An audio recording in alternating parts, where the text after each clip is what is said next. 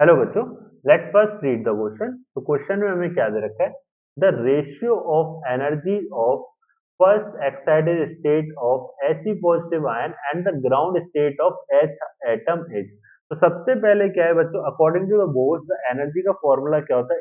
En बराबर -13.6 multiply में Z square upon में एन स्क्वायर इलेक्ट्रॉन वोल्ट पर एटम। ये इस तरीके से इसका फॉर्मूला होता है।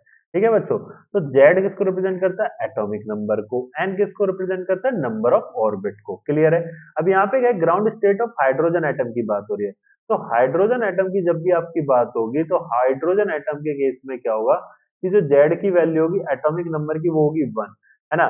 और N का क्या है, ग्राउंड स्टेट की बात हो रही है तो ये भी 1 ही होगी। तो E1 अगर आप निकालोगे तो क्या निकलेगा? -13.6, है ना बच्चों, और 1 अप का स्क्वायर और ये भी 1 का स्क्वायर।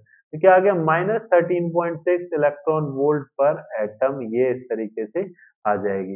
इसी तरीके से अगर हम He पॉजिटिव की बात करते तो उसमें फर्स्ट एक्साइटेड स्टेट को निकालना है।